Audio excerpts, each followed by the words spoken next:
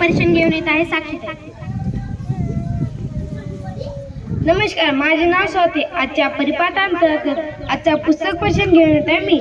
मित्रांनो, या पुस्तकाला मुखपृष्ठ आणि मलपृष्ठ नाही, तरीही हे पुस्तक मी वाचलं आणि या पुस्तकाच्या पहिल्या पेजवर काही फुलांचे चित्र आणि एका फुलपाखरूचे चित्र दिलेले आहे आणि एक बाग नावाची कविता पण लिहिली आहे आणि पुस्तकाच्या मागच्या पेजावर एका शेराचे चित्र दिलेले आहे आणि एक छोटीशी कविता पण दिलेली आहे। या पुस्तकामध्ये खूप छान कविता आहेत आणि या पुस्तकातल्या सर्व कवितांवरून चित्र पण खूप छान काढलं आहे। या पुस्तकातली मला एक कविता फार आवडली, ती कविता म्हणजे फुले आणि भ्रमर आणि या कवितेवरलं चित्र पण फार छान आहे। हे चित्र मला फार आवडले आणि मित्रांनो, लास्टला एवढं सांगते की काही मुलांना वाटते की या पुस्तकाचं मुखपृष्ठ किंवा मलपृष्ठ छान नाही, तर याच्यामध्ये लिहिलेलं पण छान नाही असं नाही। या पुस्तकाचा मलपृष्ठ किंवा मुखपृष्ठ छान नसेल, पण त्याच्यामध्ये जे काही लिहिलं असतं ना ते फार छान असतं आणि हे पुस्तक फाटलेलं का नाही असो, पण याच्यामधून मला फार ज्ञान भेटलं आणि मित्रांनो, काही पुस्तकामधून 2-3 पेज फाटतात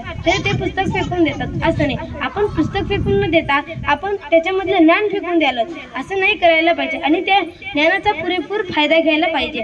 आणि मित्रांनो, हे पुस्तक फार भन्नाट आहे। या पुस्तकामधून मला फार छान माहिती मिळाली। हे पुस्तक तुम्ही नक्की वाचा, तुम्हाला पण आवडेल। धन्यवाद।